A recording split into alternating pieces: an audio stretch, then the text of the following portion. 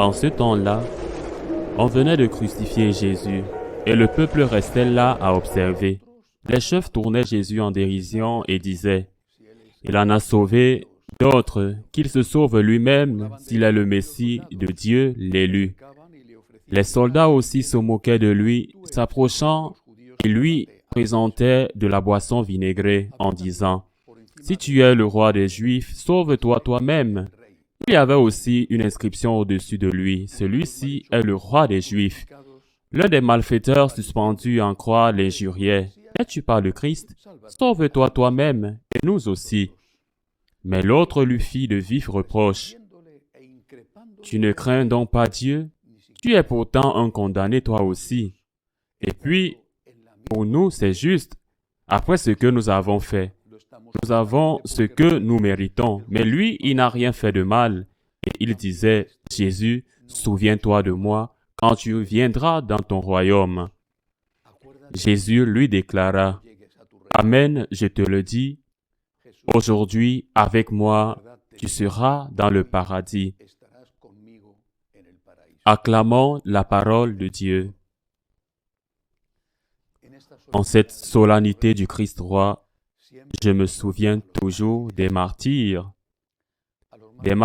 espagnols, ces frères de la Salle, ces prêtres frères de la Salle à l'Almería, dans le sud de l'Espagne, ou ces prêtres à Santander, et dans d'autres qui ont été certains d'entre eux jetés dans les mines, blessés dans les criques des mines, et derrière eux, on leur jetait un sac de chaux vif, ou les prêtres qui étaient jetés en bas des falaises par la mer pour mourir en rebondissant sur les rochers et en se noyant dans la mer.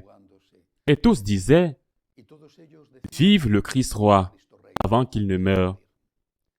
Récemment, il y avait une magnifique publicité en Espagne qui disait « L'Espagne est le pays où le plus de gens ont été tués en pardonnant à leurs bourreaux.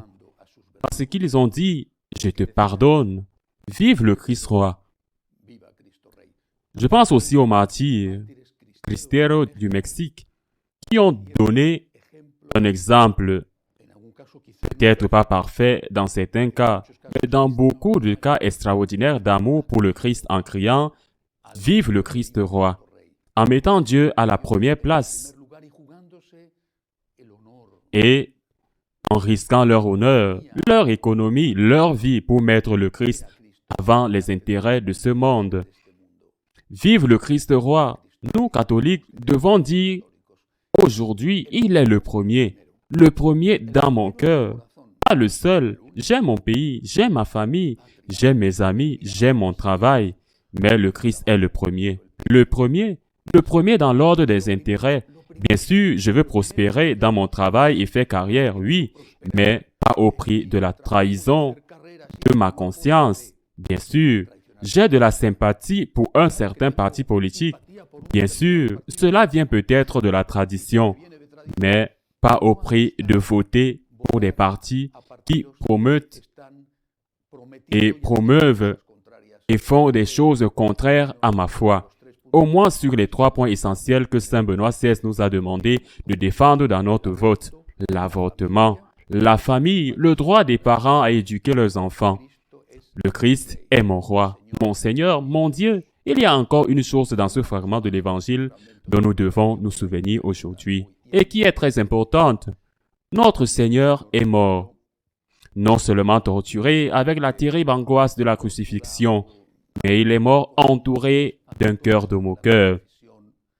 Ils se sont moqués de lui, Tu es le Fils de Dieu, alors prouve-le.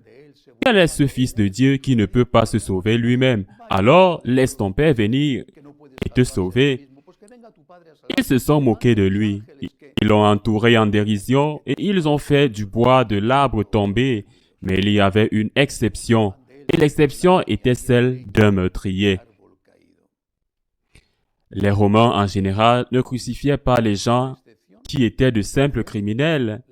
C'était une torture épouvantable et exemplaire qu'ils réservaient à ceux qui commettaient des attentats contre les Romains eux-mêmes, ce que nous rappellerions aujourd'hui des terroristes ou les plus cruels et les pires des meurtriers. L'un de ces deux criminels, nous ne savons pas quelle a été la cause qui les a conduits à la croix, a également rejoint le cœur de ceux qui se sont moqués de Jésus. Mais l'autre ne l'a pas fait. L'autre, connu sous le nom de Saint Dimas, celui qui s'est moqué de Jésus, est connu selon la tradition sous le nom de Gestas. Celui qui a défendu Jésus, Saint Dimas, fait la première profession de foi publique en la divinité du Christ. À un moment où probablement, à l'exception de sa mère, qui était là devant lui, la Sainte Vierge Marie, aucun de ses apôtres n'aurait dit ce qu'il a dit. Il a fallu la résurrection pour qu'un saint Thomas dise « Mon Seigneur et mon Dieu ». Et qu'il dise explicitement « Tu es Dieu ». Vous êtes Dieu, mais le Christ n'était pas encore ressuscité. Au contraire, il était dans le pire des cas, dans la pire des situations, générant la moquerie par son échec, démontrant aux yeux des hommes que ses prétentions à la divinité étaient fausses. Car comment était-il possible que Dieu laisse mourir son Fils? Si le Christ est mort, il n'est pas Dieu. Car la grande tentation à laquelle les apôtres ont succombé et se sont cachés, pas la Vierge et certainement pas les femmes. En tout cas, ce voleur, ce meurtrier confesse pour la première fois avant la résurrection que le Christ est Dieu. Et dit à l'autre, « Tais-toi, le réprimande. » Dit l'Évangile, « Tais-toi, ne crains-tu pas, même pas Dieu, quand tu es dans la même torture? » Il dit que le Christ est Dieu. Il défend le Christ et l'identifie comme Dieu. Il ne comprenait sûrement pas comment il était possible que Dieu meure de la main de ses ennemis. Mais il était sûr, poussé par l'Esprit Saint, que celui qui mourait à côté de lui, au milieu d'une agonie épouvantable, brisé comme il était, c'était Dieu. Et il ajoute, « Souviens-toi de moi quand tu viendras dans ton royaume. Souviens-toi de moi. » Crois en Dieu, crois en la vie éternelle, et avec la reconnaissance de ses péchés, il le dit à son partenaire dans le crime. Nous qui sommes ici, c'est une juste cause, une juste punition pour ce que nous avons fait. Il reconnaît ses péchés, il manifeste et proclame la divinité du Christ et demande à être amené au ciel. Et la première canonisation de l'histoire a lieu. Une canonisation faite par le Christ lui-même dans les derniers moments de sa vie.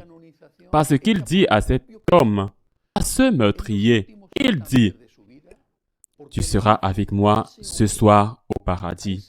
Tu seras avec moi. Tu seras avec moi au ciel. » Quel est l'enseignement? Quelle leçon devons-nous tirer d'ici? Nous ne sommes sûrement pas les meurtriers. Nous ne sommes pas des criminels de cette catégorie. Enfin, même si nous l'étions, sûrement nous ne le sommes pas. Mais nous sommes tous des pécheurs. Mais même si nous l'étions, nous avons de l'espérance. Si nous proclamons la divinité du Christ et si nous le défendons, lui qui se tait, parce que cela peut lui attirer quelques déplaisirs, s'il défend notre Seigneur, il peut être persécuté. Parfois, par l'Église elle-même, s'il dit que le Christ est Dieu et que ses enseignements ne peuvent être touchés, que ses enseignements sont éternels, que ses enseignements sont au-delà des modes et que nous sommes avec le Christ et ses enseignements plutôt qu'avec le monde et ses enseignements, eh bien, celui qui proclame la divinité du Christ, ce qui revient à proclamer l'éternité, la validité pour toujours et à jamais de ses enseignements, celui-là recevra du Seigneur cette parole. Tu seras avec moi ce soir au paradis. Le Seigneur l'a dit à une autre occasion, bien avant que ce couronnement n'arrive. Celui qui se déclare pour moi devant les hommes, il a dit, je me déclarerai pour lui devant mon Père qui est aux cieux. Celui qui me défendra aura un avocat qui sera moi-même. Et qui a besoin d'un avocat? Eh bien, peut-être celui qui est injustement accusé, mais aussi celui qui est accusé avec un motif. Dimas avait été condamné avec un motif. Il avait un avocat de la défense, le Christ. Il lui a garanti le paradis. Pourquoi? Parce que Dimas l'avait défendu. Celui qui se déclare pour moi devant les hommes, je me déclarerai pour lui devant mon Père qui est aux cieux. Quand nous disons Christ roi, nous le disons dans notre cœur et nous le disons avec nos lèvres. Nous le disons dans le silence de notre âme. Nous disons, tu es mon Dieu, tu es mon roi, tu es mon amour, et nous le disons devant les autres, et nous le disons même si on nous critique, même si on se moque de nous, même si on nous insulte ou même si on nous persécute, même si cela nous coûte la vie. Le Christ est roi, le Christ est Dieu, le Christ est le premier et le plus important dans ma vie. Les enseignements du Christ sont éternels. Le Christ, le ciel et la terre passeront. Mes paroles ne passeront pas. Le Christ est mon roi. Le Christ est mon Seigneur. Et si vous voulez faire quelque chose au Christ, l'épée avec laquelle vous l'avez transpercée, elle transperce d'abord mon cœur. Je veux mourir avec le Christ pour régner avec le Christ. Et je ne veux pas vivre sans le Christ, même si on m'offrait ce qu'il y a de plus précieux en ce monde. Parce qu'à la fin, tout passe, et la seule chose qui reste pour toujours, c'est d'être avec le Christ au ciel. Disons dans ce que disait saint Dimas, « Seigneur, je suis un pécheur, mais ce pécheur veut se confesser devant les hommes, se confesser, et veut dire devant les hommes, tu es Dieu, tes paroles ne passeront pas, tes paroles ne sont pas soumises au mode. Tu en sais plus que les scientifiques et les philosophes et tous les sages de ce monde. Seigneur, tu es Dieu, et je proclame ta divinité et la divinité de tes enseignements, et j'espère, Seigneur, j'ai confiance que ta miséricorde se souviendra de moi quand viendra l'heure finale, et devant le Père, tu seras mon avocat de la défense, et tu me diras, entre car tu m'as défendu devant les hommes. Vive le Christ roi. Ainsi soit-il.